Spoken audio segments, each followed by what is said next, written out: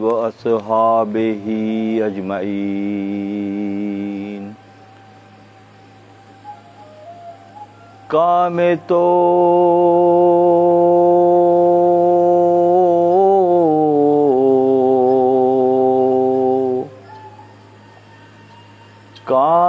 تو موقوف زاری دار،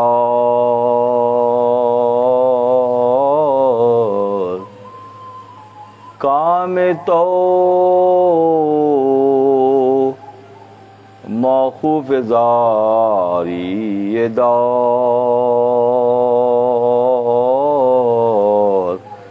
بے تضرع کامیاب مشکلات. گر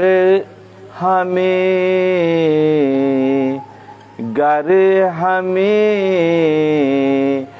خواہی کے مشکل حل شود، خار محرو می بگل مبدل شود. گر ہمیں خواہی کے خلعت رسد، پس بگریاں طفل دیدہ بر جسد. زاہد رو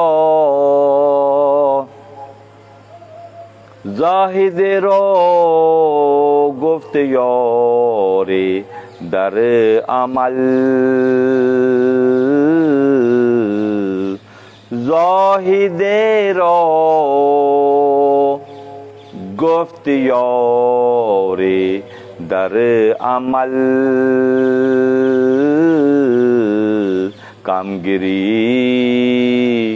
کامگیری تا چشم رو ناید خلل.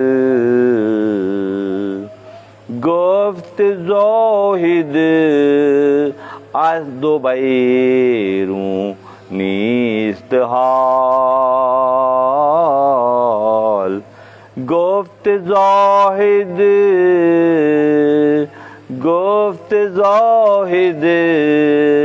از دو بیرون نیست حال. چشم بیند یا نبیند آن جمال، گر ببیند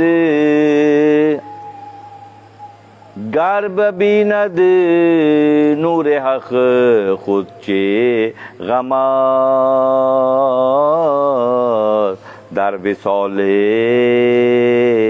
حق دو دید و کم چه کم است، در نخواهد دید حق را گو برو. این چونی چشم سقی گو کور شو.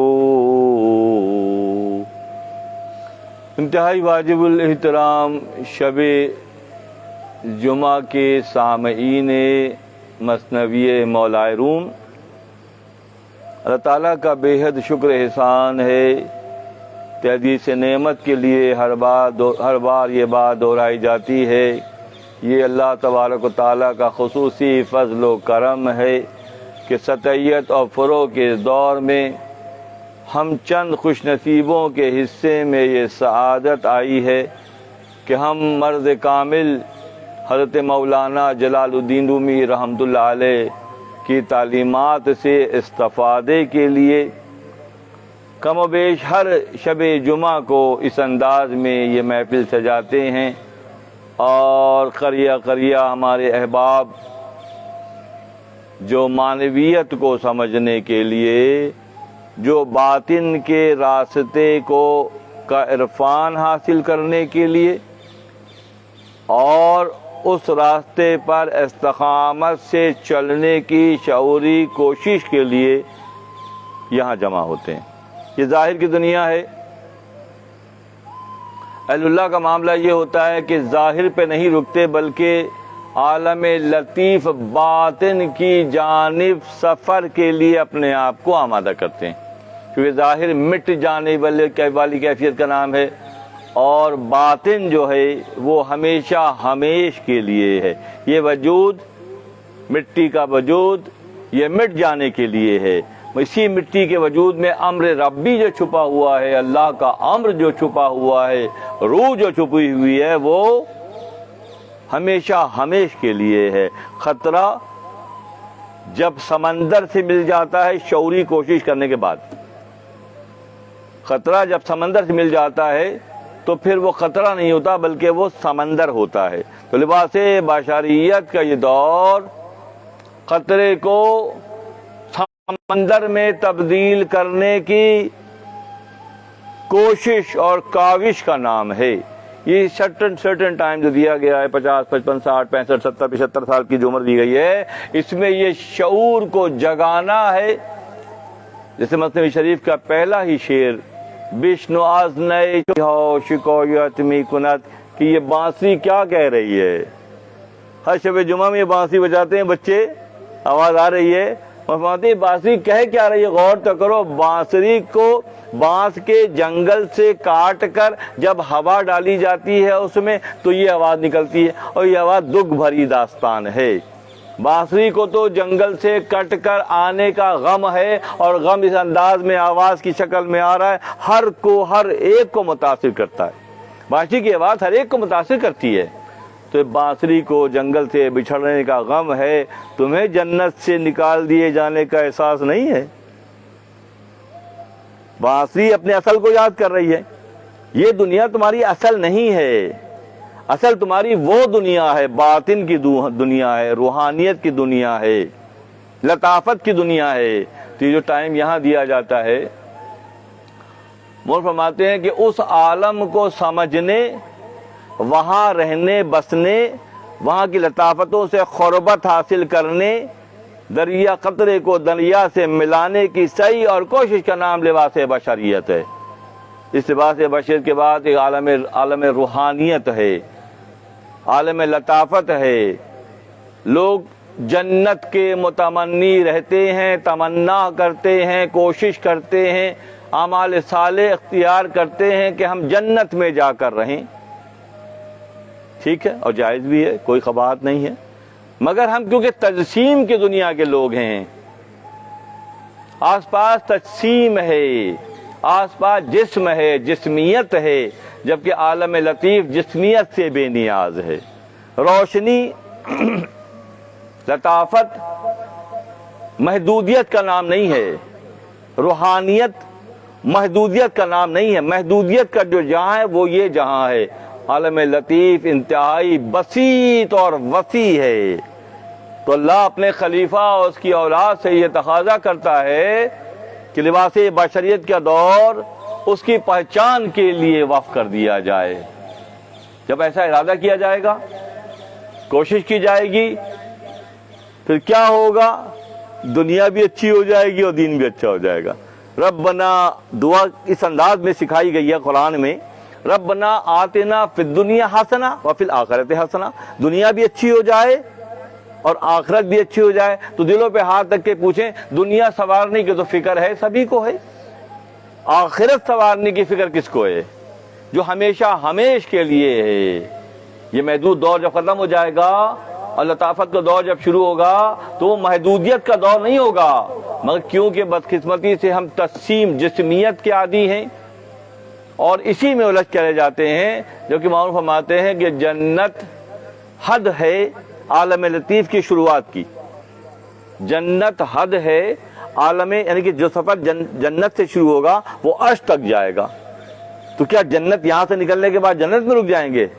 تو جو یہاں تربیت حاصل کر لیں گے، ان لطافتوں کو سمجھ لیں گے۔ مجھ کو معلوم ہے جنت کی حقیقت لیکن، مرزا غالب فرماتے ہیں، مجھ کو معلوم ہے جنت کی حقیقت لیکن دل کے بہلانے کو غالب یہ خیال اچھا ہے۔ تو غالب کو پورا شعور تھا کہ ہم تجسیم کی، جسم کی، میل فیمیل کی، مرد و عورت کی، بچے و بڑے کی دنیا میں آباد ہیں، تو ہم اگلی دنیا کو بھی ایسا سمجھتے ہیں، جبکہ اگلی دنیا اس سے مختلف ہے۔ وہ نور کی دنیا ہے، وہ لطافت کی دنیا ہے، وہ عالم لطیف کی دنیا ہے۔ تو جو اہل فہم ہیں اور اہل فہم کے جو سرخیل ہیں، سردار ہیں، حضرت مولانا جلال الدین رومی رحمۃ اللہ علیہ، کہ اسی چھوٹی چھوٹی حکایتوں میں وہ پیغام سکھاتے ہیں، وہ پیغام بتاتے ہیں۔ میں خوش نصیب سمجھتا ہوں اس وقت جو موجود شرکاء ہیں ان کو، کہ ان کے حصے میں وہ سعادتیں آ رہی ہیں کہ اس محدودیت کے ماحول سے نکل کر وسط کے ماحول میں جانے کے لیے کم سے کم کانوں کے ذریعے سماعتوں میں بات داخل تو ہو رہی ہے، ورنہ آمدم نشستم خوردم برخاستم، آئے رہے کھائے پیے چلے گئے، نہ پچھلے کا پتہ نہ اگلے کا پتہ۔ تو اگلے کا جو پتہ دینے والی ذات ہے، ان معاملات کو سمجھانے والی ذات ہے، اسی لیے مثنوی شریف کو مثنوی مولوی مانوی ہاست و قرآن در زبان پہلوی، کہ فارسی زبان میں قرآن ہے، یہ فارسی زبان میں قرآن کی شرح کا نام مثنوی شریف ہے۔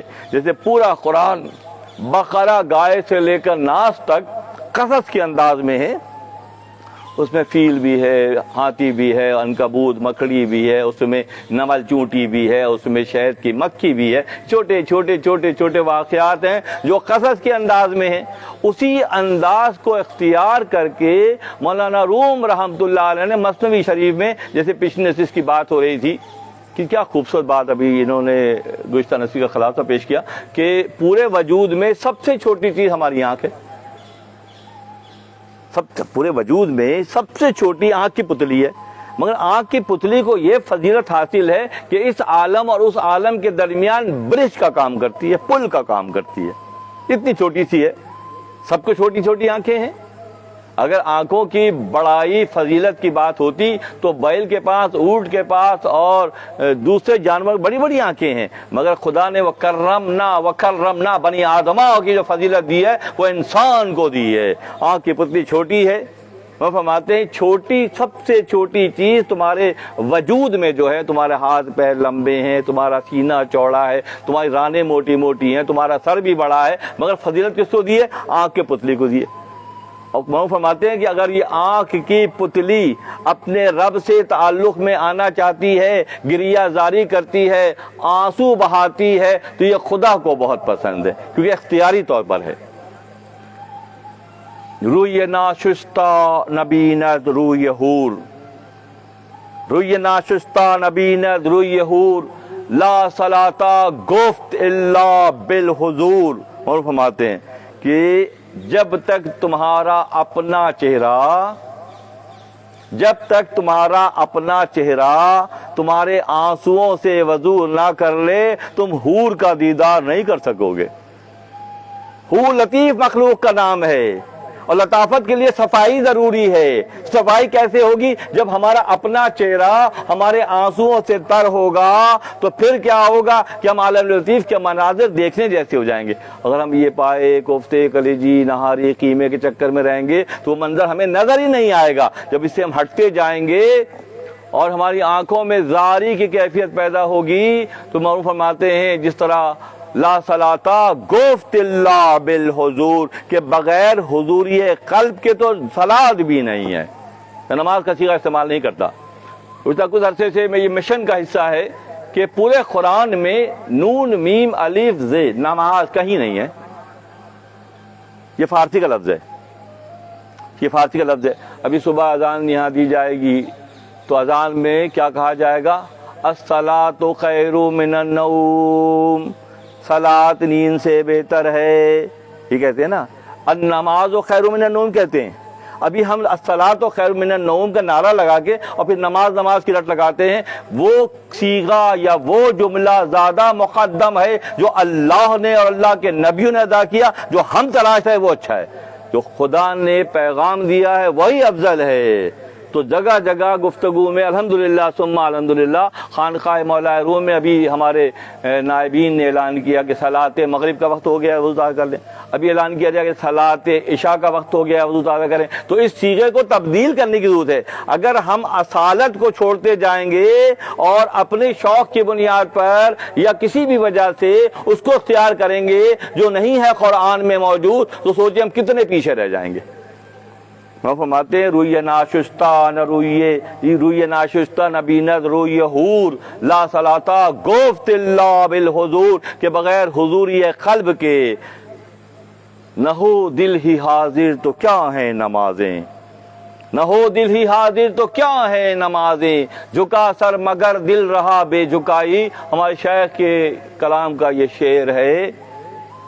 تو بات یہ ہے کہ بنیادی باتوں کو چھوڑ کر آگے بڑھیں گے تو کوئی فائدہ نہیں ہوگا۔ تو بیس کو مضبوط کرنے کے لیے مثنوی شریف ایک بہترین ہتھیار ہے، مثنوی شریف ایک بہترین سوغات ہے جس میں بنیادی کیفیت کا اندازہ ہوتا ہے۔ یہاں فرماتے ہیں کہ تمہارے وجود میں تمہاری سب سے جو چھوٹی چیز بچہ ہے، تمہارے وجود کے ایک اور بچہ ہے، وہ تمہاری آنکھ ہے۔ جب وہ گریہ کرتا ہے، جب وہ زاری کرتا ہے، عاجزی دکھاتا ہے، انکساری دکھاتا ہے، اللہ کی یاد میں اپنے آنکھ کو، اپنے چہرے کو آنسوؤں سے تر کرتا ہے، تو یہ اللہ کو بہت پسند ہے، کیونکہ اللہ عاجزی کا رب ہے مگر عاجز نہیں ہے۔ ہم عاجز ہیں دراصل، اللہ عاجزی کا رب ہے، عاجزی کو بھی اللہ نے بنایا ہے، اللہ عاجز نہیں ہے۔ اللہ مختار کل کا مالک ہے، تو عاجز کون ہے؟ ہم بن جاتے ہیں خود مختار کل، اللہ کو معاذ اللہ مجبور کرتے ہیں کہ آپ یہ کر دیجئے، یہ کر دیجئے، یہ کر دیجئے، یہ کر دیجئے۔ ایسا ہوگا؟ ہونا تو یہی کہ ہم عاجزی کے ساتھ اللہ سے خطاب کریں تاکہ ہمارا مدعا اور ہمارا مقصد جو ہے وہ پائے تکمیل تک پہنچے، کیونکہ یہ اللہ کو پسند ہے۔ فرماتے ہیں گر ہمی خواہی کے مشکل حل شود، اگر چاہتے ہو کہ مشکل حل ہو جائے، خار محرومی بے گل مبدل شود، محرومی کا جو ہے کانٹا پھول میں تبدیل ہو جائے۔ گر ہمی خواہی کے خلعت رسد، اگر تم چاہتے ہو کہ انعام و اکرام سے نوازا جائے، بس بگریوں طفل دیدہ بر جسد، کہ تمہارے وجود جسد میں جو بچہ ہے اس کو رونے پر راغب کرو۔ کتنا سادہ سا کام ہے، بہت مشکل لگتا ہے۔ کچھ عرصے کی پریکٹس کے بعد یہ صیغہ سمجھ لیا جائے، اس کو اختیار کیا جائے، کچھ عرصے کے بعد انسان میں آہستہ آہستہ گفتگو میں مٹھاس پیدا ہو جائے گی، ہاتھ میں نرمی آ جائے گی۔ کبھی کسی بزرگ کو نہیں دیکھا کہ ہاتھ ان کا لوہے جیسا ہو، حالانکہ بڑا مشکل کام کیے بزرگوں نے۔ حلاج روئی دھونتے تھے، شبلی بڑھئی تھے، ہاتھ سخت نہیں ہوئے، کیونکہ اندر لطافت تھی۔ جب اندر لطافت ہوتی ہے تو اس کی کیفیت باہر جھلکتی ہے۔ یہ گلاس ہے، یہ بچے اس کو ٹھنڈے پانی سے بھر کے رکھ دیں تو کوئی بھی دیکھنے والا کہ اچھا یہ بنکیاں آئی ہوئی ہیں، اسے ٹھنڈا پانی رکھا ہے کسی نے۔ کوئی بھی بغیر علم کے بات سمجھ جائے گا کہ علامت مل جائے گی کہ اس گلاس کے اندر ٹھنڈا پانی ہے۔ جو تمہارے اندر اگر لطافتیں ہیں تو تمہاری حرکات و سکنات سے ظاہر ہو جائیں گی۔ ورنہ کیا ہوگا کہ اگر ہاتھ میں ہاتھ لو تو لگتا ہے کہ 3 کلو کا پتھر آ گیا ہاتھ میں۔ پہچان کے لیے پہلے مرحلے میں مصافحہ ہی سب کچھ ہے۔ جیسے مصافحہ کرتے ہیں معلوم ہو جاتا ہے کہ شخصیت میں نرمی ہے یا سختی ہے۔ اسی لیے بزرگان اعظام اہل طریقت کا معاملہ موروم کی تعلیمات کے تناظر میں ہمیشہ یہ رہا کہ ان میں عاجزی رہی، انکساری رہی۔ ایسے ایک بزرگ بہت گریہ کرتے تھے اور زاہد را گفت یور در عمل کم گری تا چشم را ناید خلل، کہ بہت گریہ کرتے تھے، بہت زاری کرتے تھے، ہر وقت آنکھیں نم رہتی تھیں۔ وجود میں کھانا کھاتے ہیں نا تو خون بنتا ہے، بلغم بنتا ہے، فضلہ بنتا ہے، ٹھیک ہے، اور کیا کہتے ہیں اسے جو صفرا بنتا ہے، سب چیز بنتا ہے وجود، تو وجود میں آنسو بھی بنتا ہے مگر نکلتا خاص فریکوینسی پر ہے۔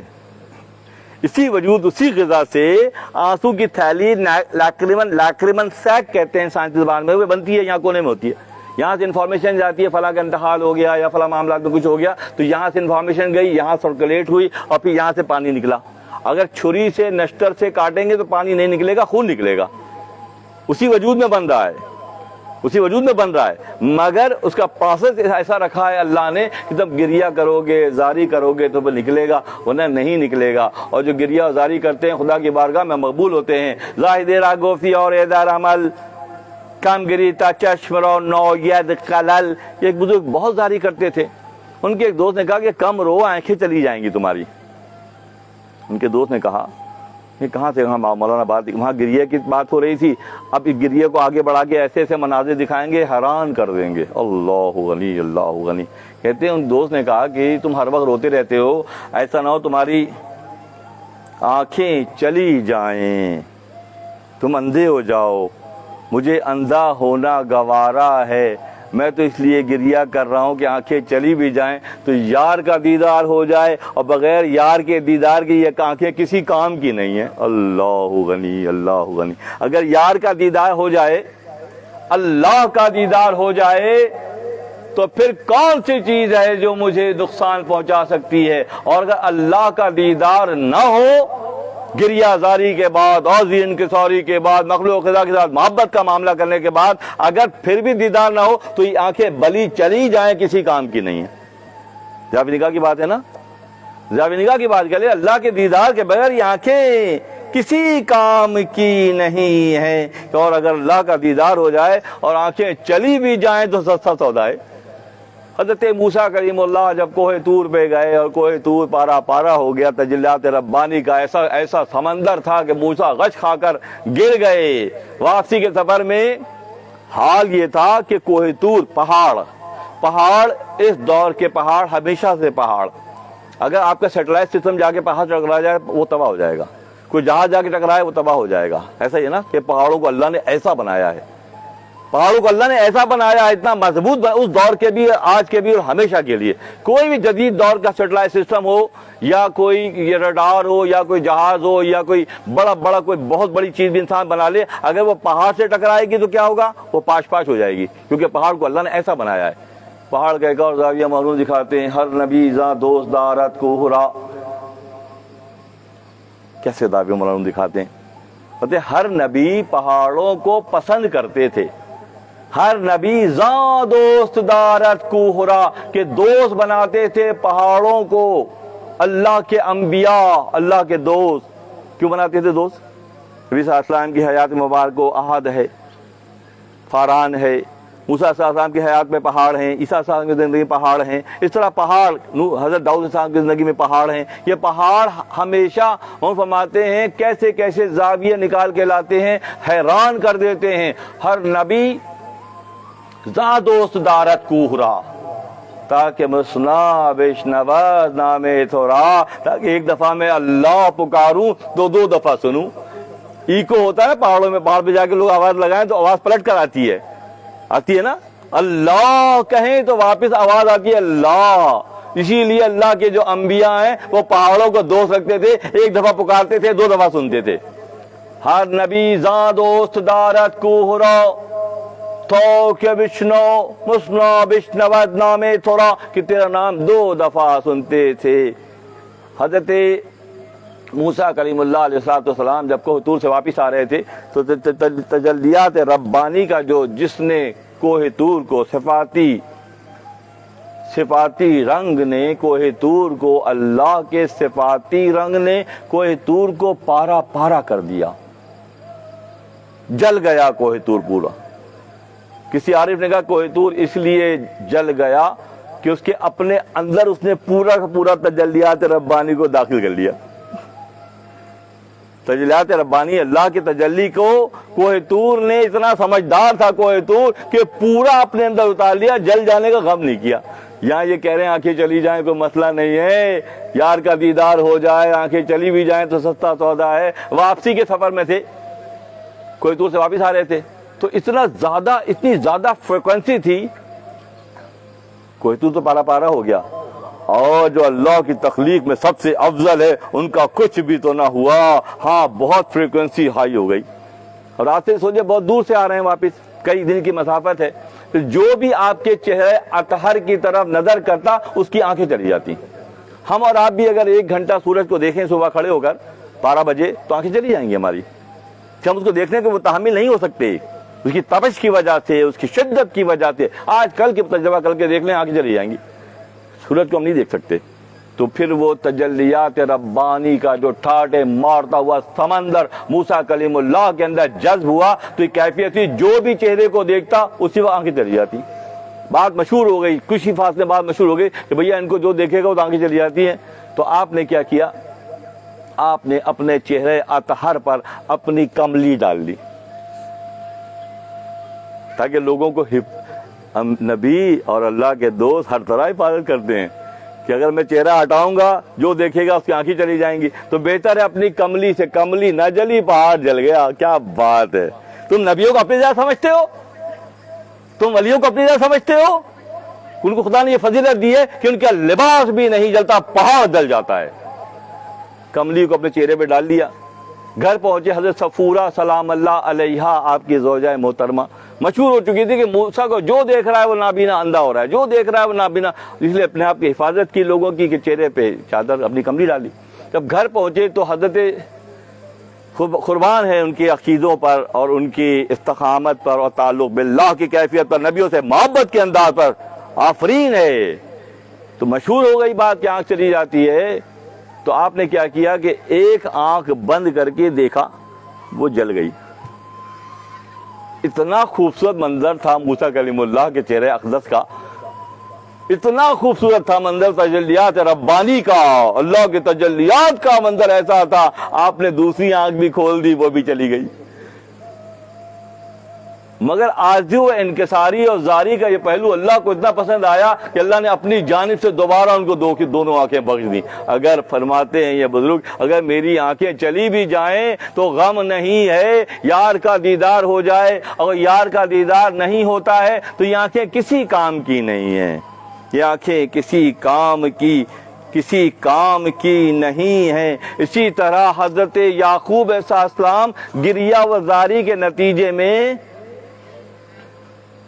یوسف کے غم میں گریہ زاری کر کے نبی اللہ یعقوب علیہ السلام کی آنکھیں چلی گئیں. معروف فرماتے ہیں، بات سے بات کہاں نکلتے ہیں، فرماتے ہیں گر تو یوسف نیستی یعقوب باش، اگر تم یوسف جیسے حسین سراپے والے نہیں ہو تو یعقوب کی طرح زاری کر کے آنکھیں اندھی کر لو، خدا تمہیں کسی یوسف کو بھیج کے تمہاری آنکھیں دوبارہ روشن کر دے گا. خدا اس بات پر قدرت رکھتا ہے کہ اللہ کے دوستوں کی محبت کے راہ میں آنکھیں چلی بھی جائیں، اسباب و وسائل چلے جائیں، تو خدا اس بات پر قدرت رکھتا ہے کہ اگر تم تو یوسف نیستی یعقوب باش، اگر تم یوسف نہیں ہو تو یعقوب بن جاؤ کسی یوسف کا. اس دور کا واقعہ قرآن کا ہے، قیامت تک کے لیے میسج ہے. قرآن کے واقعات اس دور کے اساطیر الاولین، پہلے زمانے کے قصے نہیں ہیں، تا قیام قیامت تک کے لیے ہیں. اگر کسی کے دل میں یہ کیفیت جاگ جائے تو خدا اس بات پر قدرت رکھتا ہے کہ تا قیام قیامت تک ان چیزوں کا ظہور بار بار کر سکتا ہے. اس بات پر خدا قدرت رکھتا ہے. عیسیٰ فرماتے ہیں معروم کہ ہم جو ابلا، کہ یہاں پہ بات بڑی اچھی آ گئی کہ وہ جو راستے میں ملا تھا عیسیٰ علیہ السلام کو، ایک ہمراہی تھا جس نے پڑائی ہڈیوں کو زندہ، دو ہفتے پہلے کی بات ہے یہ کہ گفتگو ہوئی تھی کہ 2 ہفتے پہلے یہ بات ہوئی تھی کہ ہڈیاں پڑی ہوئی تھیں. عیسیٰ علیہ السلام کے ساتھ ایک صاحب تھے، انہوں نے کہا آپ یہ دم جو کرتے ہیں جس سے مردے زندہ ہو جاتے ہیں مجھے سکھا دیجئے. عیسیٰ علیہ السلام فرمایا کہ اس دم کو لوگ معمولی بات سمجھتے ہیں. سب سے پہلا دم اللہ نے آدم کے پتلے میں کیا تو آدم ایکٹیو ہو گئے. آنکھیں کھول کے دیکھا تو عرش کے پائے پہ لکھا ہوا تھا لا الہ الا اللہ محمد رسول اللہ. اسی دن سمجھ گئے کہ یہ شخصیت کا نام جو اللہ نے اپنے ساتھ رکھا ہے کوئی عام شخصیت نہیں ہے، جبکہ آدم خود سب سے پہلی تخلیق ہے بشری لباس میں اللہ کی. نام دیکھا تو دم ایسی چیز ہے جو اللہ نے سب سے پہلے آدم کے جسد خاکی میں دم کیا. تو دم کا طریقہ عیسیٰ بتاتے ہیں کہ دم کے لیے اتنا پاک ہونا چاہیے جتنا آسمان سے پانی برستا ہے. پاک پوتر پانی آسمان سے اللہ برساتا ہے، پاک بالکل پاک پانی برساتا ہے. یا اتنا تیز ہونا چاہیے دم کرنے والا جو فرشتوں سے زیادہ اس کی اسپیڈ ہو، پھر دم اثر کرتا ہے. یہ دم کی دکانیں کھول کے جو بیٹھے ہیں، دم کی دکانیں کھول کے جو بیٹھے ہیں، کیا وہ ان کے پاس طہارت کا لیول وہ ہے؟ یہ معلوم کی باتیں ہیں، میں اپنے من سے کچھ بھی نہیں کہتا، جو مولانا کہتے ہیں بس وہی کہتا ہوں. کیا ان کے پاس وہ لیول ہے کہ آسمان سے گرتے ہوئے پانی، بارش کے وَأَنزَلْنَا مِنَ السَّمَاءِ مُبَارَكًا، اللہ فرماتا ہے قرآن میں، اللہ آسمان سے پاک اور پانی برساتا ہے. اور دم کرنے والے کو اس قابلیت پر ہونا چاہیے. عیسیٰ ابن مریم صلی اللہ علیہ وسلم فرماتے ہیں کہ وہ اس کی سپیڈ فرشتوں سے زیادہ ہو. تو اس شخص نے کہا کہ ٹھیک ہے، اگر میں نہیں سیکھ سکتا تو آپ جو ہے دم کر کے ان ہڈیوں کو لگا دیں. ہونا تو چاہیے، اگر کسی کی مائیت و سنگت میسر آتی ہے، حصے میں کوئی سعادت آ گئی ہے، کوئی اہل اللہ میں سے کوئی آپ کے حصے میں آ گیا ہے، تو ہونا چاہیے اپنی اصلاح کی فکر کریں، نہ کہ پرائی ہڈیاں جو ہے جگانے کی بات کریں.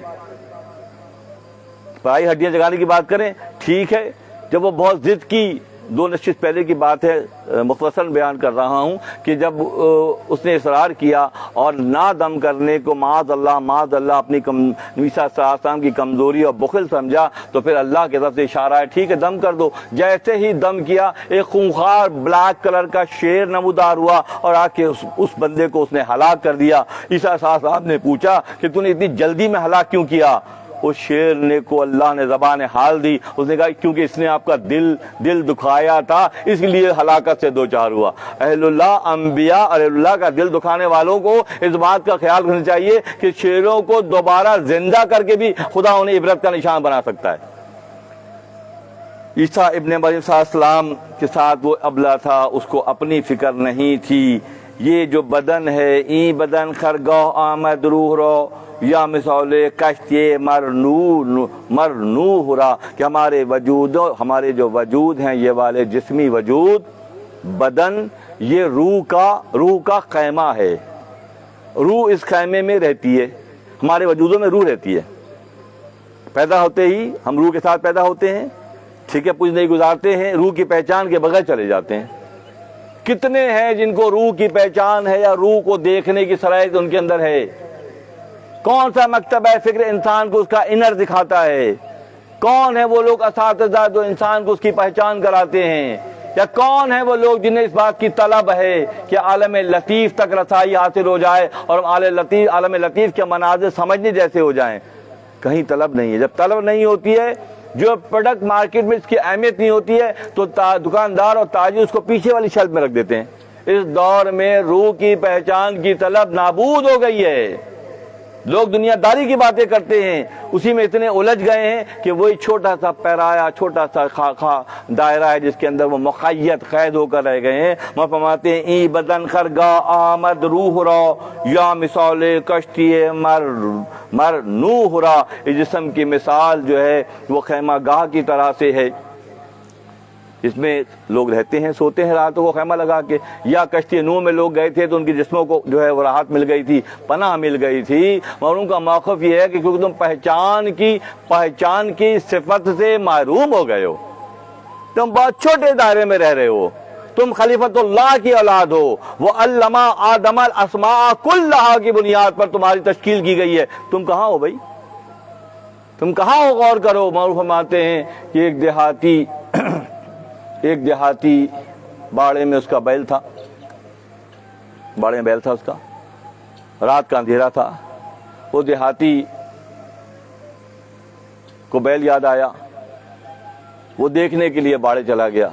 اس سے پہلے کیا ہوا کہ ایک شیر آیا اور اس نے اس کے بیل کو کھا لیا اور خود اس کی جگہ بیٹھ گیا. فرماتے ہیں کہ روستائے گاؤ در آخر بباس شیر گاوش خور دو بر جابش نشست. کہ ایک دیہاتی مورو حکایت میں بات سمجھاتے ہیں، ابھی سمجھائیں گے کہ ایک دیہاتی کا بیل باڑے میں تھا. رات کو شیر آیا اور اس نے اس بیل کو کھا لیا، گھسیٹ کے لے گیا، کھا لیا، وہاں آ کے بیٹھ گیا. اب اندھیرے میں جب وہ دیہاتی وہاں گیا تو شیر کو اپنا بیل سمجھ رہا تھا. وہ کبھی اس کے گردن پہ ہاتھ پھیر رہا ہے، کبھی اس کے نیچے ہاتھ پھیر رہا ہے، کبھی وہ اپنا بیل سمجھ کے پھیر رہا ہے. شیر نے کہا کہ تجھے معلوم ہو جائے کہ میں تیرا بیل نہیں ہوں بلکہ شیر ہوں تو تیرا پتا پھٹ جائے گا، تو یہیں مر جائے گا. ابھی ایک دیہاتی غفلت کی وجہ سے، بہت سے دیہاتی غفلت کی وجہ سے بیلوں کو، شیروں کو بیل سمجھتے ہیں. بہت سے دیہاتی اپنی غفلت کی وجہ سے شیروں کو بیل سمجھتے ہیں. بہت سے ظاہردار اللہ کے دوستوں کو اپنی جیسا گمان کر کے رسوا و برباد ہو جاتے ہیں.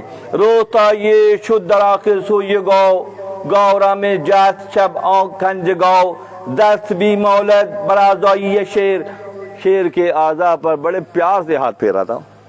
شیر نے کہا کہ اگر تجھے معلوم ہو جائے کہ میں تیرا بیل نہیں ہوں، حق ہمیں گوید اللہ غنی. مولانا کی پکڑ سے یقین کریں بعض اوقات میں بڑا رنجیدہ ہو جاتا ہوں، خود رنج کا غصب. جب میں جاتا ہوں یہاں سے آج جاؤں گا تو کل سے تیاری شروع کروں گا تو بعض اوقات ایسا لگتا ہے کہ بس سارا ٹائم ایسے گزارا ہے، ابھی تک کچھ بھی نہیں کیا. ایسی پکڑ آتی ہے اس کے اندر کہ اگر کوئی شیر کو گائے سمجھے تو کیسا ہوگا. شیر تو شیر ہے نا بھائی. ایچنی گستاخ زامی خوروم کر دری شب گاؤ میں پندورم حق ہمی گویت کہ اے مغرور کور نیز نامم پورا پورا گشت تور. شیر نے کہا کہ تو مجھے بیل سمجھ رہا ہے، اگر تجھے معلوم ہو جائے کہ میں شیر ہوں تیرا پتا پھٹ جائے گا. اللہ فرماتا ہے مغروروں متکبروں. کیسی گرفت کی مولانا نے، ہمیں شیر کی باتوں میں لگا کے یہاں گرفت کر رہے ہیں. فرما رہے ہیں حق ہمی گویت کہ اے مغرور کور نیز نامم پورا پورا گشت تو. کیا میرے نام سے کوئی تور پارا پارا نہیں ہو گیا تھا؟ ہمارے گھروں میں قرآن ہے، ہر گھر میں ہے الحمدللہ. بعض نسخے زیادہ بھی ہیں گھروں میں، بچوں کے الگ ہیں، بڑوں کے الگ ہیں. اور پورا قرآن کیا ہے؟ لو انزلنا هذا القرآن على جبل لرأيته خاشعا متصدعا من خشیۃ اللہ. اسی قرآن میں آیت ہے، یہ سورہ حشر کی آیت ہے. تمہیں معلوم ہے کہ کتاب جب اللہ نے حق ہمی گویت کے اے مغرور کور، اے مغرور اندھے، حق ہمی گویت کے اے مغرور کور نیز نامم پورا پورا گشت تو. کیا میرے نام سے کوئی تو پارا پارا نہیں ہو گیا تھا؟ کہ لو انزلنا کتابا للجبل لن صدا ثم ارقطا ثم ارتحل. سورہ شورا کی، سورہ حشر کی آیت ہے کہ اللہ کی تجلی کی وجہ سے کوہ طور پارا پارا ہو گیا تھا. تمہارے گھروں میں قرآن رکھا ہوا ہے، تم صرف رٹتے ہو، اس کی معنویت سے آگاہ ہو جاؤ تو جیسے شیر نے کہا تھا تمہارا پتا پڑ جائے گا، تمہارے پتے پڑ جائیں گے. غفلت کی وجہ سے، کم علمی کی وجہ سے، جہالت کی وجہ سے، حق کی پہچان نہ رکھنے کی وجہ سے تم اس کو اس انداز میں دیکھ رہے ہو کہ تم اللہ نے اپنی کتاب کا، اپنی آیات کا ایک ہلکا سا جب کوہ طور پہ تجلی اللہ نے فرمائی تو کوہ طور پارا پارا ہو گیا. وہاں فرماتے ہیں کہ تم تقلید کی دنیا کے رہنے والو. تم نے دادا کو دیکھا، ابا کو دیکھا، تایا ابو کو دیکھا، چچا جان کو دیکھا، تم وہی کچھ کر رہے ہو تم نے بڑوں سے دیکھا. تم نے تحقیق کا راستہ چھوڑ دیا. جو ہمیں ملا، جو علم ہمیں ملا، جو انفارمیشن ہمیں ملی، دیکھیں یہ کوئی عام درس نہیں ہے، یہ مثنوی شریف کا درس ہے. اور مثنوی شریف کا درس جگانے کے لیے ہے، سوئے ہوئے کیفیت سے نکالنے کے لیے ہے. نسل در نسل کی جہالت، نسل در نسل کا تکبر، نسل در نسل کی بری عادتیں ہم نے جو بڑوں سے سنی ہیں، ہم سمجھتے ہیں شاید یہی سب کچھ ہے. یہ کچھ بھی نہیں ہے، کیونکہ تم تقلید کرتے ہو اپنے بڑوں پرکھوں کی تو تم اسی راستے پہ چلتے ہو. وہاں فرماتے ہیں گر تو بے تقلید از واقف شوی بے نشاں بے جای چو حاطف شوی. اگر تمہیں معلوم ہو جائے کہ تم تقلید، اندھی تقلید کر رہے ہو، کیا کر رہے ہو؟ کوئی تحقیق نہیں کی. جو کتابیں ہمارے گھر میں ہیں، قرآن ہمارے گھر میں ہیں، ہم نے اس کو معنویت کے ساتھ بھی نہیں سمجھا. اسی میں ایسے آیتیں اور صورتیں ہیں کہ پہاڑ ریزہ ریزہ ہو گیا. مگر یہاں کیونکہ وہ کرمنا بنی آدمہ کی فضیلت تھی دوستوں، اس لیے بچت ہو گئی، اس لیے بچت ہو گئی کہ اللہ نے فضیلت بخشی ہے. پہاڑ کو تو ریزہ ریزہ کر دیا اللہ نے، مگر اولاد آدم کی اللہ نے حفاظت کی. ہمارے گھروں میں قرآن ہے، ہم رٹ رہے ہیں، معنویت کا پتہ نہیں ہے، تقلیدی مذہب پر ہیں ہم. تقلیدی بیات، تقلیدی مذہب، تقلیدی معاشرت، تقلیدی تجارت، ہم سب تقلیدی انداز میں کر رہے ہیں. کوئی تحقیق کا عمل دخل ہماری زندگیوں میں نہیں ہے. آئیے بھی سکھاتے ہیں مولانا آپ کو کیسے تحقیق ہوتی ہے. تقلید اور تحقیق کا فرق کیا ہے؟ صوفیوں کا ذکر ہوتا ہے بہت مولانا کے ہاں، اور خانقاہوں کا ذکر بھی ہوتا ہے۔ پچھلی بار بھی ایک صوفی کا ذکر ہوا تھا، اس نے اس کے حوالے کر دیا تھا جو بندے کو خادم کے پاس، اور خادم نے اس کی ایسی خدمت کی تھی کہ رات بھر وہ بیچارہ روتا گاتا رہا گدھا، اور صبح وہ گر رہا تھا یہاں وہاں، کیونکہ اسے لاہور کی غذا کھلائی تھی اس نے۔ آج ایک اور صوفی کا تذکرہ ہے۔ یہ صوفی صاحب دور دراز مقام سے تقلید کو ذہن میں رکھیے گا، تحقیق اور تقلید کا فرق آج سمجھا دیں گے مولانا انشاءاللہ، کہ ایک دور دراز مقام سے ایک صوفی صاحب اپنے گدھے پر سوار ہو کر خانقاہ پہنچے، اور وہ پچھلے کے مقابلے میں تھوڑے سمجھدار تھے۔ پچھلے والا تو بیچارہ بالکل ہی بیوقوف تھا، اس خادم پہ بھروسہ کر کے رسوا ہو گیا۔ یہ تھوڑے سمجھدار تھے، انہوں خود ہی اپنے ہاتھ سے چارہ پانی کھلا کے گدھے کو باندھ دیا، اور ایک خادم تھا، اس کو کہہ دیا میں نے کھلا پلا دیا، تو بس خیال کیجو۔ وہ جا کے بیٹھے وہاں اس خانقاہ میں 3 دن کا ناغہ تھا، فاقہ تھا، نہیں تھا کچھ بھی۔ تو ان صوفیوں نے جو خانقاہ میں رہتے تھے، جو وہاں رہتے تھے، 3 دن کا ان کا فاقہ تھا، کھانے کو نہیں ملا۔ کب تک کہ یہ بھیگ اور کیسا معاملہ، کیا مشکل، کھانے کو نہیں ہے 3 دن سے۔ اور جب معلوم فرماتے ہیں کہ حدیث مبارکہ مفہوم ہے کہ مفلسی، غور سے سنیے گا، مفلسی کفر کی سردوں میں لے جاتی ہے، اور مفلسی میں اگر جان کے لالے پڑ جائیں تو حرام بھی حلال ہو جاتا ہے۔ فارمولہ بنا کے دیا گیا ہے، اس کے معیارات ہیں، اگر اس معیارات کو نہیں سمجھیں گے تو الجھ جائیں گے، کام نہ کریں، خدمت نہ کریں، روزگار نہ کی تلاش نہ کریں، اور مفلسی کے حدوں میں چلے جائیں، تو یہاں یہ فارمولہ اپلائی نہیں ہوگا، کیونکہ بالکل ڈفرینٹ ہے یہ، اور وہ ڈفرینٹ سٹوری ہے۔ تو انہوں نے صوفیوں کو 3 دن سے کھانا پینا نہیں ملا تھا، بھوکے پیاسے تھے، انہوں نے کیا کیا کہ ان صاحب کا گدھا جو ہے وہ بیچ دیا، جو صوفی صاحب تھکے ہارے آئے تھے ان کا گدھا بیچ دیا، اور پھر خانقاہ میں ضیافت، رات کی ضیافت کا اہتمام کیا گیا۔ اب کیسے ہوتا ہے کہ کوئی ان کے ہاتھ چوم رہا ہے، کوئی ان کی پیشانی چوم رہا ہے، حضرت یہاں بیٹھیے، حضرت یہاں لیٹ جائیے، تھوڑا سا آرام کر لیجئے، میں پیر دبا دیتا ہوں، اسی میں لگ گئے وہ نا۔ اب وہ یہ تو معلوم فرماتے ہیں کہ بھیڑ کا بچہ کھا کے موٹا ہوتا ہے اور بے وقوف کان سے موٹا ہوتا ہے۔ بھیڑ کا بچہ گھاس کھا کے موٹا ہوتا ہے، اور بے وقوف جو ہوتا ہے وہ کان کے راستے موٹا ہوتا ہے۔ اب وہ تعظیم اور تکریم ہو رہی ہے، وقت کو دیکھتے ہوئے تھوڑا سا اختصار کے ساتھ چل رہا ہوں دراصل، اور اشعار ایسے ایسے اشعار ہیں کہ حیران کرنے والے اشعار ہیں۔ تو صاحب وہ صوفی صاحب کا گدھا انہوں نے بیچ دیا، اور محفل کا اہتمام کیا۔ خدمت ایسی ہو رہی تھی کہ صوفی صاحب پسج گئے، یا پہلی بار زندگی میں ایسی خدمت ہو رہی ہے، حضرت یہاں بیٹھیے اور یہاں لگاؤ تکیہ لگا دیتے ہیں آپ کے لیے، اور یہاں پہ آپ لیٹ جائیے، ہم پیر دبا دیں، اس میں لگ گیا۔ بڑے حیران ہوئی، اتنے اچھی خانقاہ، اتنی خدمت کرنے والے لوگ ہیں۔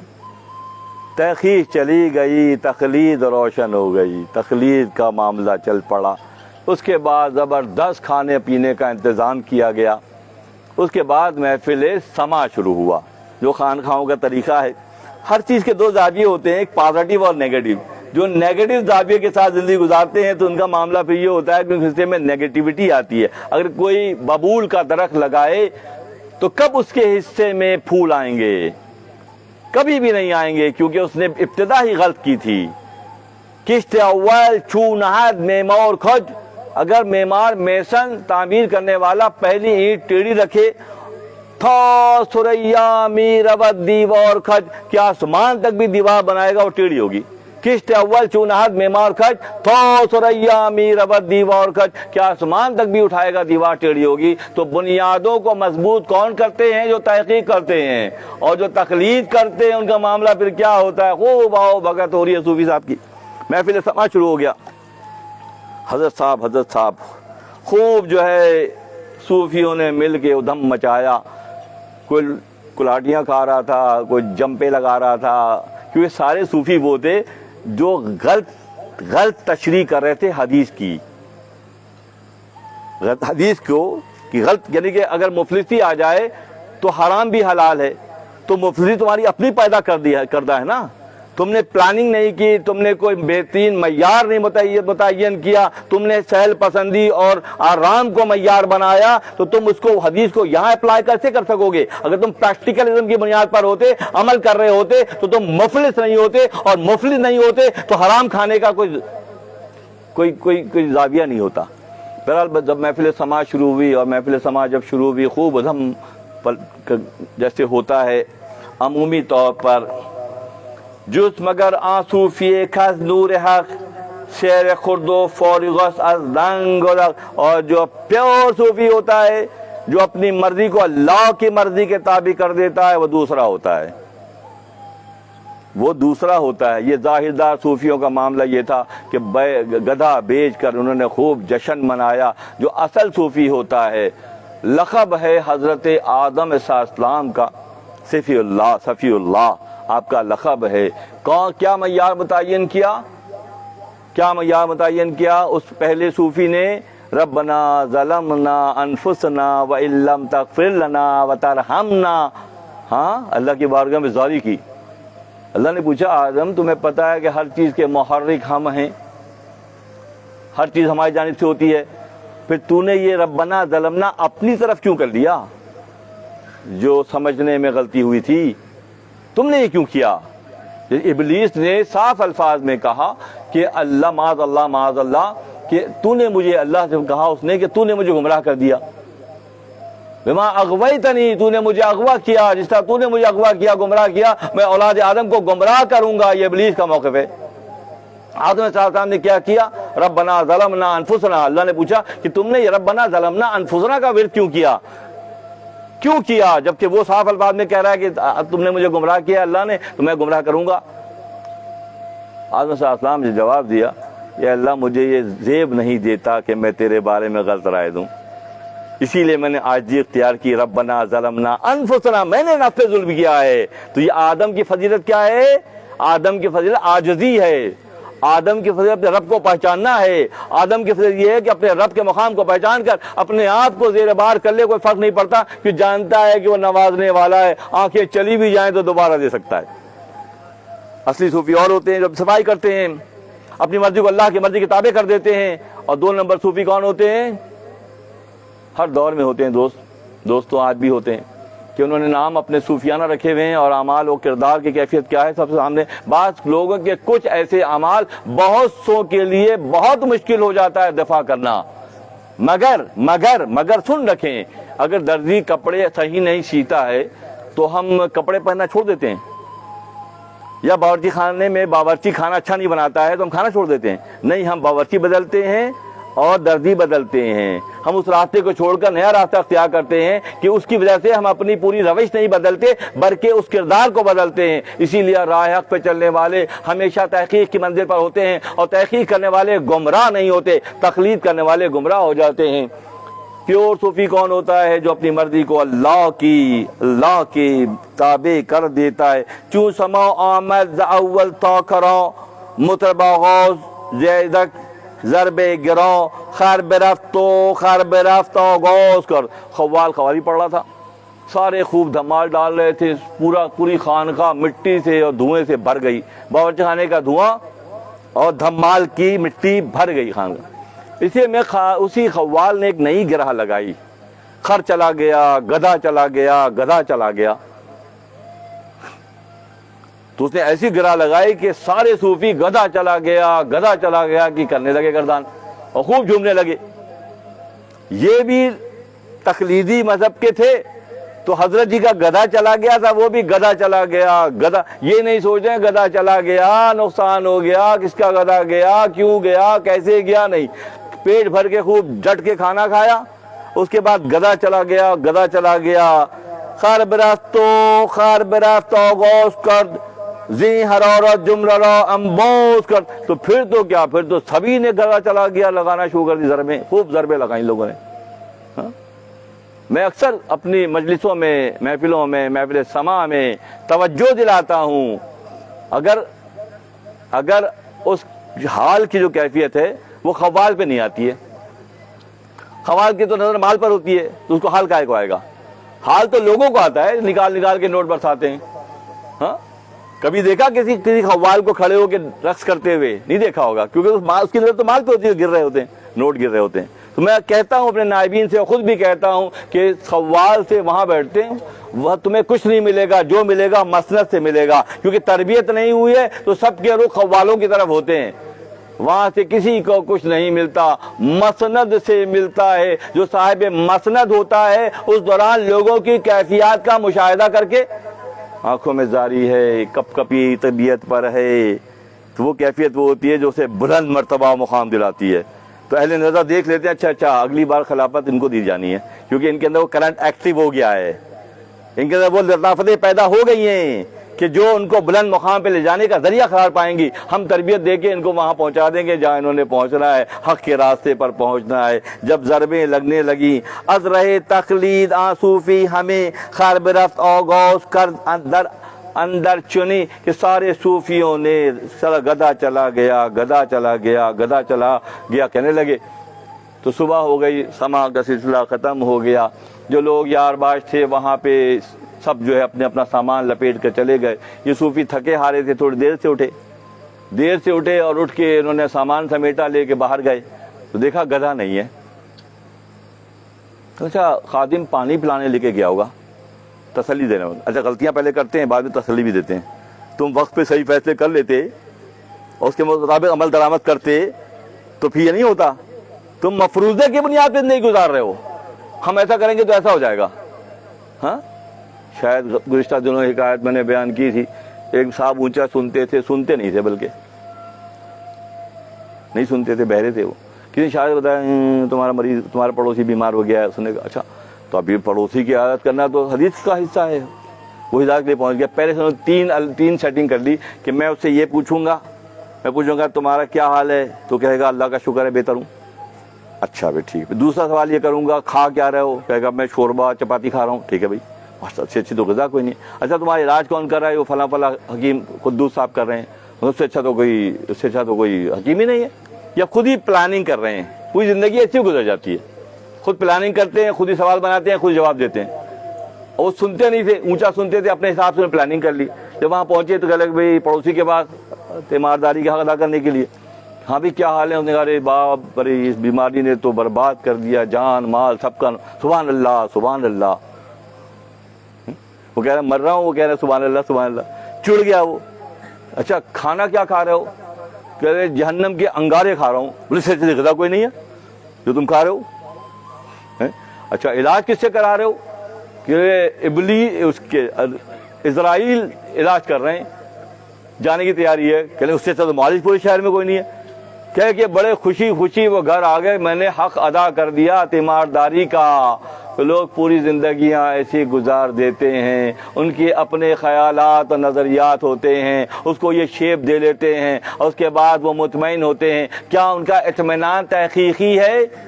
نہیں، تحقیقی نہیں ہے، تقلیدی ہے۔ تقلید اور تحقیق کی مثال کیا ہے؟ تقلید اور تحقیق کی مثال یہ ہے کہ تحقیق والا اپنی آنکھوں سے چلتا ہے اور تقلید والا لاٹھی کے سہارے چلتا ہے۔ اس کے پاس آنکھیں نہیں ہوتی، وہ دیکھ نہیں سکتا، وہ فیصلے نہیں کر سکتا۔ صوفی صاحب نے خادم سے پوچھا کہ وہ خادم نہیں تھا، کہنے لگے پانی پلانے لے کے گیا ہوگا۔ تو واپس آیا، کہنے لگے میرا گدھا۔ کہنے لگے گدھا کیا مطلب گدھا؟ میں تمہیں گدھا تم نے دیا تھا میں نے۔ وہ صوفی سارے کئی دن کے بھوکے تھے، آپ ایک کمزور بلی کتوں کے آگے ڈال دیں تھوڑی دیر میں چاٹ جائیں گے۔ وہ کلیجی کا ٹکڑا اگر آپ کتوں کے بھوکے کے آگے ڈال دیں کھا جائیں گے۔ سارے کئی دن کے بھوکے تھے، اگر میں ان کو غذا نہیں دیتا مجھے مار دیتے، جان سے مار دیتے۔ وہ تو سارے انتظام کر رہے تھے۔ میں 3 دفعہ آپ کے پاس آیا تھا بتانے کے لیے کہ حضرت آپ کا گدھا چلا گیا ہے، یہ ساری محفل اسی کی وجہ سجی ہوئی ہے۔ میں 3 دفعہ آیا اور آپ بھی جھوم کے گدھا چلا گیا کہہ رہے تھے۔ میں سمجھا کتنے بڑے عارف باللہ ہیں، کیسا دل ان کا روشن ہے، ان کو پہلے سے معلوم ہے گدھا چلا گیا۔ ان کو معلوم ہے گدھا چلا، میں کیا بتاؤں جب ان کو معلوم ہے گدھا چلا گیا۔ آپ بھی جھوم کے گا رہے تھے کہ گدھا چلا گیا۔ کہہ رہا خادم آمد گفت صوفی خیر کجوت، گفت خادم اپنی آگے جب خادم آیا اس نے کہا کہ میرا گدھا کہاں ہے؟ کہتے چاچا جی اپنے سفید داڑھی کا خیال کرو، میں 3 دفعہ آیا تھا بتانے کے لیے، آپ بھی جھوم جھوم کے گدھا چلا گیا پڑھ رہے تھے.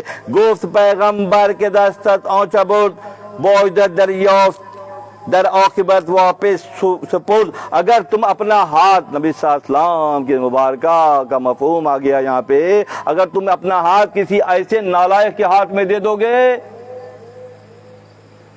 تو تمہارا گدھا بھی چلا جائے گا. میں 3 دفعہ بتانے آیا تھا. گفت خرہ من بتو بپرندہ ام من ترا برخر موکل کردہ ام، کہ اب گدھا چلا گیا. گفت من مغلوب بودم صوفیوں جملہ آورندن بودے نیمے جوں درمیان صد گرہ سا گبر دو پیش سک گبرہ پس مردو تو نے ابھی وہ نگوئی مرمرو، کہ جب گدھا چلا گیا اب میں کس سے پوچھوں، میں قاضی کے پاس بھی لے کے جاؤں تو کیا فائدہ ہوگا، اور یہ تو گدھا چلا گیا. اس نے کہا میں 3 دفعہ. گفت واللہ آمدم من با رہا تھا تھوڑا واقف کنم زی کو رہا، کہ میں کئی بار 3 بار آپ کے پاس آیا مگر آپ بھی سب کے ساتھ مل کر گدھا چلا گیا جو گا رہے تھے، تو میں یہ سمجھا کہ آپ بہت بڑے عارف ہیں، آپ کو سارے احوال کا پتہ ہے اور آپ بھی اس میں شامل ہیں. فرماتے ہیں مر مرو تقلید شاہ برباد دود، جو اندھی تقلید کرتے ہیں. ایک چھوٹا سا واقعہ ساری باتوں کو سمیٹ رہا ہے کہ اگر کوئی اندھی تقلید کرتا ہے اس انداز کی تو پھر کیا ہوگا. فرماتے ہیں کہ مر مرو تقلید شاہ برباد دود گرد و صد لعنت بری تقلید باد، کہ 200 مرتبہ ابھی اگر لعنت بھیجیں اس تقلید پر، اس اندھی تقلید پر، اور اپنا ہاتھ کسی ایسے کے ہاتھ میں دے دیں جو خود بھی تقلید والا ہی ہو، تو آپ کے لیے پھر آسانی کا کوئی سامان نہیں ہوگا کہ آپ کا مال و متاع لٹ جائے گا اور آپ کی سواری بھی چلی جائے گی. یہاں سے وہاں تک جانے کی سواری چاہیے نا سواری، اور سواری بھی چلی گئی. اسباب و وسائل چھن گئے. اندھی تقلید کی بنیاد پر راستہ چلنے والا جو ساتھ لے کر چلتا تھا وہ بھی بچھڑ گیا، تو اب کیسے راستہ طے کرو گے. مولانا نشد تحقیق از یارام بر از صدب مقصل نگشتا خطر در گر تمادر آینه برخاسته در نفاق آینه چو مامسته. ہر نبی میں گفت با قوم صفا من نخواہم مزد پیغام الشفا، کہ یہ تو اندھی تخلیق والوں کا حال تو دھن لیا، دیکھ لیا، بربادی اس کا مقدر بن گئی. لوگوں میں اس کے بارے میں رائے یہ قائم ہو گئی کہ تقلید کی منزل پر تھا اسی لیے رسوا ہو گیا. جبکہ دوسری طرف مولانا ایک منظر اور دکھاتے ہیں اور فرماتے ہیں ہر نبی میں گفت با قوم صفا، کہ نبیوں کا معاملہ اور اللہ کے دوستوں کا معاملہ یہ ہے کہ ہر نبی میں گفت با قوم صفا من نخواہم موز پیغام الشفا، کہ جبکہ اہل اللہ کا معاملہ، اللہ کے دوستوں کا معاملہ، اللہ کے نبیوں کا معاملہ یہ ہے کہ وہ جو خدمت کرتے ہیں اس کا مینتانہ نہیں مانگتے. اس خدمت کا جو قوموں میں رائج تھی پہلے، بڑی بڑی برائیاں تھیں قوموں میں رائج، بڑے بڑے امراض تھے جو قوموں میں رائج تھے. خود عیسیٰ علیہ السلام کی قوم میں جذام اور برص اور معجزات اندھے ہوتے تھے. وہ فرماتے ہیں کہ کسی نبی نے اپنی محنت کا کوئی اجر نہیں مانگا. صوفی ظاہردار صوفی کی طرح لوگوں کا مال نہیں بیچ کے کھا گئے، بلکہ جو محنت کی، جو انسانیت کو نفس اور شیطان کی غلامی سے چھڑانے کے لیے جدوجہد کی، سلیقہ سکھایا. ہر نبی میں گفت با قوم صفا من نخواہم موز پیغام، جو میں نے تمہیں پیغام پہنچایا، اللہ کا پیغام پہنچایا، اس کی میں کوئی مزدوری تم سے نہیں چاہتا ہوں. کیونکہ مسئلہ کیا ہے، چیز مزدے کور من دیدار یار، کیونکہ میں نے جو کام کیا ہے وہ تم سے کچھ لینے کے لیے نہیں کیا ہے، میری مزدوری میرا رب مجھے دے گا. اور وہ کیا ہوگا؟ وہ فرماتے ہیں کہ جو لوگ اہل اللہ کام کرتے ہیں مخلوق خدا کی آسانی کے لیے، تو ان کو اس محنتوں کا محنتانہ 2 طرح کا ملے گا. ایک تو اللہ اپنی طرف سے دے گا. کوئی پہلے اتنا خالص تو ہو جائے پہلے. اللہ اپنی طرف سے دے گا اور مخلوق کی طرف سے بھی دے گا. ایک کام کا دو محنتانہ اللہ دے گا. کون کہہ رہا ہے یہ؟ انبیاء اور اللہ کہتے ہیں ہم جو محنت کر رہے ہیں، یہاں تک کہ نبی صلی اللہ علیہ وسلم اور دیگر انبیاء لا اسألکم الیہ، ہم تم سے کوئی سوال نہیں کرتے. کیا کرتے ہیں؟ ہم تمہاری محنت، ہم نے تم سے محنت کی ہے اس کا کوئی سوال نہیں کرتے. دیگر انبیاء نے بھی جگہ جگہ لا اسألکم علیہ اجرا ان الاجری الا علی اللہ کے دیگر انبیاء سے بھی یہاں پر حوالے موجود ہیں سورت میں، قرآن کی صورتوں میں، کہ ہم جو محنت کرتے ہیں، تم پر جو محنت کرتے ہیں اس کا اجر ہمیں خدا دے گا. من دلیلم حق شمارا مشتری دود حق دلالیم ہر دو سری. ہم جو تمہاری محنت کر رہے ہیں تمہیں راہ پر لانے کی، اس کا محنتانہ اللہ دے گا. اللہ دوہرا محنتانہ دے گا، کیونکہ میں تم لوگوں کو ان ظاہر داری سے نکال کر اللہ کی بارگاہ میں پیش کر رہا ہوں. اللہ کی بارگاہ میں پیش کر تم سے کوئی سوال نہیں کر رہا. سوال جو ہے وہ اللہ مجھے دو جانب سے اس محنت کا اجر دے گا. اور وہ کیا ہوگا؟ اللہ غنی اللہ، وہ کیا ہوگا کہ مومن اپنے مومنانہ شان کے ساتھ، مومن اپنے مومنانہ شان کے ساتھ اپنی ساری محنتوں کا جو اجرت ہے وہ نہ کسی سے وصول کرے گا نہ کسی سے تقاضا کرے گا. اس کے محنتوں کا اجر کیا ہوگا؟ اس کی محنتوں کا اجر اللہ کا دیدار ہوگا. اور اللہ کے دیدار سے کم پر مومن راضی بھی نہیں ہوگا. مومن عبادت نہ جنت کی محبت میں کرتا ہے نہ جہنم کے عذاب کے ڈر سے کرتا ہے. اگر کوئی عبادت، تین طرح کی عبادتیں ہوتی ہیں. ایک غلاموں کی عبادت ڈر کے کرتے ہیں. ایک تاجروں کی عبادت جو زیادہ نفع حاصل کرنے کے لیے کرتے ہیں. اور تیسرا طبقہ کون ہوتا ہے؟ جو صرف اللہ سے، اللہ کے لیے محبت کرتا ہے. نہ وہ غلاموں کی عبادت کرتا ہے جہنم کے خوف سے، نہ وہ تجارت کرتا ہے جنت کے لیے. وہ ان سے بری ہو کر صرف اللہ کو راضی کرنے کے لیے محنت کرتا ہے. اور جب کوئی بندہ اللہ کو راضی کر لیتا ہے تو پھر دیدار سے مشرف ہوتا ہے. اور مومن اللہ کے دیدار سے کم پر راضی بھی نہیں ہوتا، کیونکہ مومنانہ شان ہی یہی ہے کہ نہ وہ جنت کی محبت میں کرتا ہے نہ جہنم کے خوف سے کرتا ہے. وہ اپنے رب کو راضی کرنے اور اس کے دیدار کے لیے مشقت اٹھاتا ہے. اور محشر میں ایسے ہی لوگوں کو، انبیاء کو، اہل اللہ کو، راہ خدا میں محنت کرنے والوں کو اللہ اپنے دیدار سے مشرف کرے گا. اس کا دیدار کیا ہوگا؟ اس کا دیدار کیا ہوگا کہ قطرہ جو ہے وہ سمندر میں جا کے سمندر بن جائے گا. قطرہ سمندر سے مل جائے گا. پھر وہ قطرہ نہیں کہلائے گا بلکہ پھر وہ سمندر کہلائے گا. جب اللہ تعالیٰ مومنان شان کے ساتھ اللہ تعالیٰ کسی کو نوازتا ہے تو جیسے اللہ ارادہ کرتا ہے اور کہتا ہے کہ ہو جا، تو مومنانہ شان بھی یہ کہ مومن ارادہ کرتا ہے، اللہ اس کے ارادے کو پورا کر دیتا ہے، کیونکہ وہ اللہ کو راضی کر چکا ہوتا ہے. اور جو اللہ کو راضی کر لیتے ہیں پھر مخلوق خدا کو اللہ اپنی مخلوق کو ان کے حوالے کرتا ہے. یہ تربیت گاہیں، یہ نشست و برخاست، ادب و عاجزی، راہ خدا میں خرچ کرنے کا جذبہ، بے غرض ہو کر اللہ کی مخلوق کی خدمت، لوگوں کی پردہ پوشی.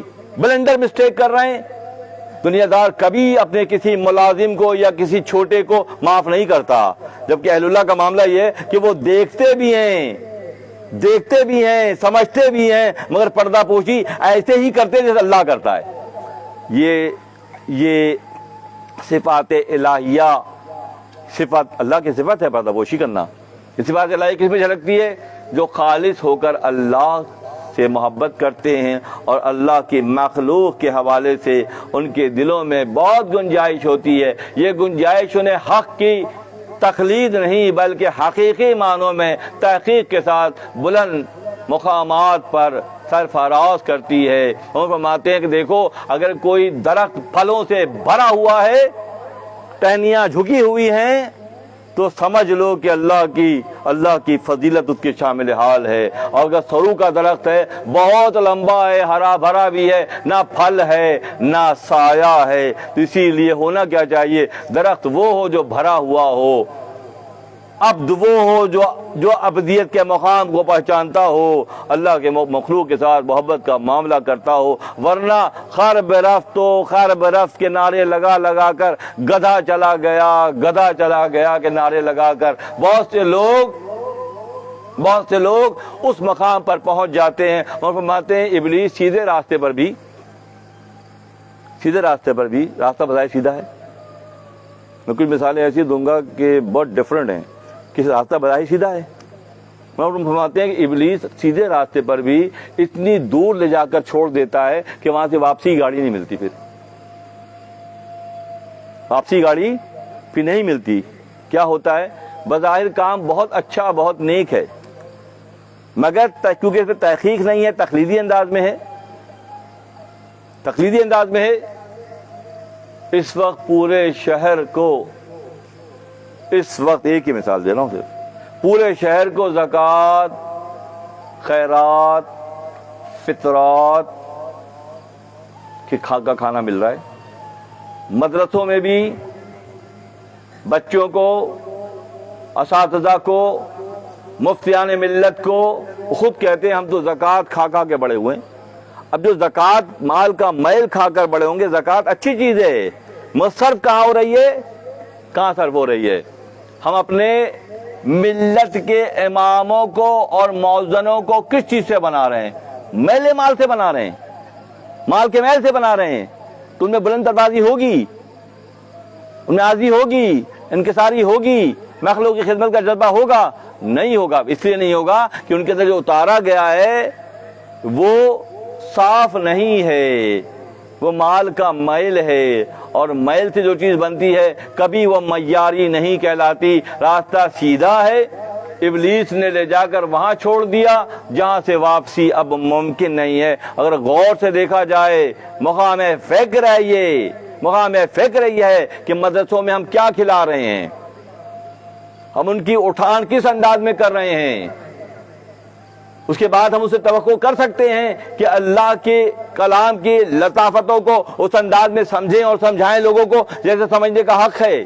نہیں ہے، راستہ سیدھا ہے، مگر ابلیس نے، شیطانی طاقتوں نے اس میں ایسی گرہ لگائی ہے کہ اب کوئی اللہ کا دوست ہی آئے گا تو اس کو کھولے گا، ورنہ نہیں کھلے گی۔ اور معاشرہ اسی انداز میں آج دعائیں قبول کیوں نہیں ہو رہی ہیں؟ آج دعائیں قبول کیوں نہیں ہو رہی ہیں؟ چھوٹا سا بادل کا ٹکڑا چاند کے آگے آ جاتا ہے تو چاند چھپ جاتا ہے، چھوٹا سا بادل کا ٹکڑا سورج کے آگے آ جاتا ہے تو سورج چھپ جاتا ہے۔ ہماری چھوٹی ایسی بے قاعدگیاں ہمارے اور ہمارے رب کے درمیان اسی طرح بادل کی طرح آ جاتی ہیں، پھر رب کی بارگاہ میں نہ دعائیں پہنچتی ہیں نہ قبول ہوتی ہیں۔ اگر کوئی پیاز کھا کے محفل میں آئے اور وہ کہے کہ میں نے پیاز نہیں کھائی ہے تو پیاز خود بولتی ہے کہ کھایا ہے۔ لہسن کھا کر آئے اور وہ یہ کہے کہ میں نے نہیں کھائی، قسمیں کھائے کہ میں لہسن نہیں کھائی، تو لہسن تو خود بولتی ہے۔ تو تمہاری یہ جو پیاز اور لہسن کی اور غیبت کی جو بدبو ہے یہ یہاں سے لے کے وہاں تک چلی جاتی ہے، اور یہ بادل بن جاتے ہیں جو رب کی راہ میں قبولیت، دعاؤں کی قبولیت کو ٹھکرا دیتے ہیں۔ لہسن اور پیاز کی طرح بغض کی بو ہے، تکبر کی بو ہے، خود پسندی کی بو ہے، انانیت کی بو ہے، غیبت کی بو ہے۔ مولانا فرماتے ہیں ساری بدبو ہے یہ، اور تم اس کے ساتھ ساتھ چاہتے ہو دعائیں قبول بھی ہو جائیں، فرسٹ آف آل سب سے پہلے تمہیں اس سے برات کا اعلان کرنا ہوگا، پہچان پیدا ہونی ہوگی۔ جب پہچان پیدا ہو جائے گی جب چھوڑو گے نا، پیاز کھا کے قسمیں کھائیں، لہسن کھا کے قسمیں کھائیں میں نے نہیں کھائی، تو لہسن تو خود بتا رہی ہے کہ لہسن کھایا گیا ہے اور پیاز کھایا گیا ہے۔ تو فرماتے ہیں تمہاری یہ چھوٹی باتیں جن کو تم نسل در نسل تقلید کے بنیاد پر لے کر چل رہے ہو، تمہارے اور تمہارے رب کے درمیان رکاوٹ کا سبب بن جاتی ہے، دعائیں قبول نہیں ہوتی۔ آج کتنا بڑا المیہ ہے کہ ہمارا معاشرہ اس وقت کیا ہے؟ سوال بنتا ہے کیا ہے؟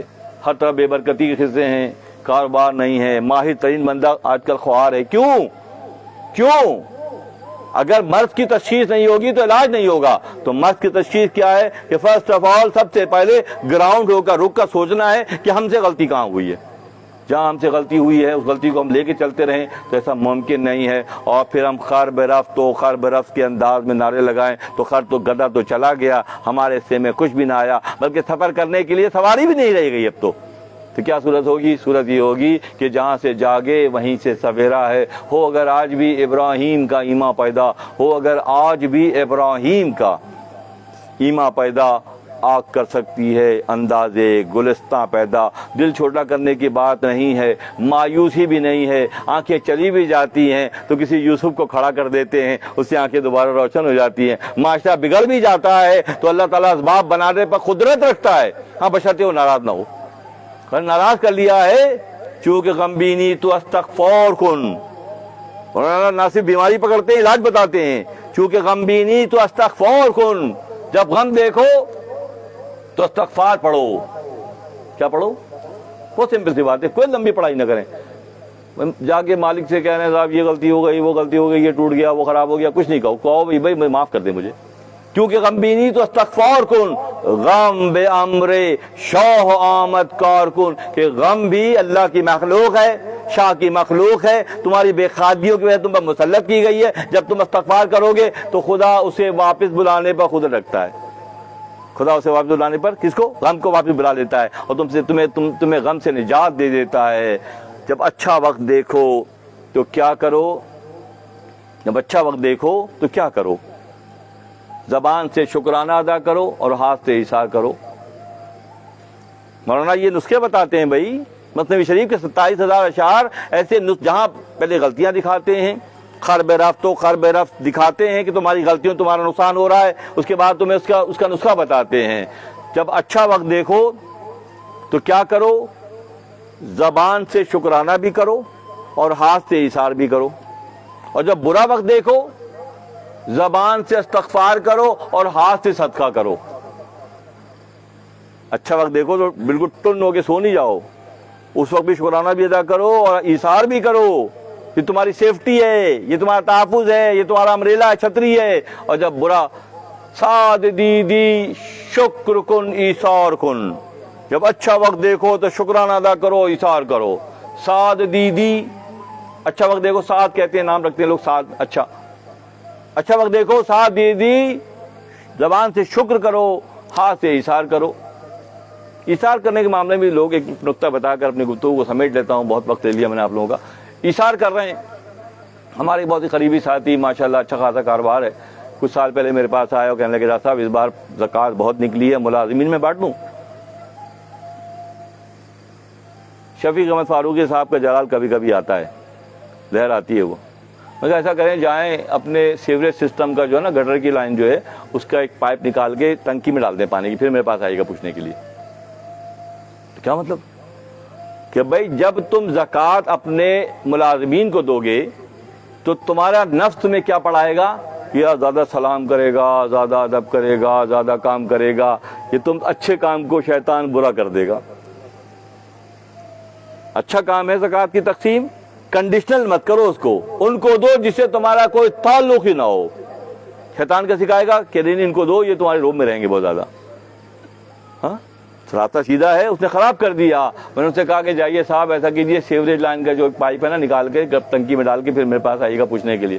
کہ صاحب میں سمجھ گیا آپ کیا کہنا چاہ رہے ہیں۔ ہاں اپنے پیور مال سے ان کو دو جو تمہارے ساتھ رہتے ہیں، اور یہ جو حصہ ہے وہ دوسروں کا، باہر والوں کا حصہ ہے، تمہارا حصہ نہیں ہے، نہ تمہارے خرابت داروں کا حصہ ہے۔ خرابت داروں کو وہی دو جو تم کھاتے ہو، وہی دو جو تم پہنتے ہو، وہی چیزیں استعمال جو تم کرتے ہو۔ یہ ہے فلسفہ، یہ فلسفہ ہے۔ سعد دیدی شکر کن ایثار کن، ایثار کے معاملے میں ہوشیار ہو جائیں کہ ایثار کن کو کرنا ہے؟ ایثار ان کو کرنا ہے جہاں سے ہمیں کوئی خدمت نہیں لینی ہے، ورنہ ابلیس اور نفس امارہ بہکا کر برباد کر دے گا۔ سعد دیدی شکر کن ایثار کن، نحس دیدی، جب نحوست کا وقت دیکھو، برا وقت دیکھو، نحس دیدی صدقہ و استغفار کن، کہ ہاتھ سے صدقہ کرو اور زبان سے استغفار کرو، سارے مسئلے تمہارے حل ہو جائیں گے۔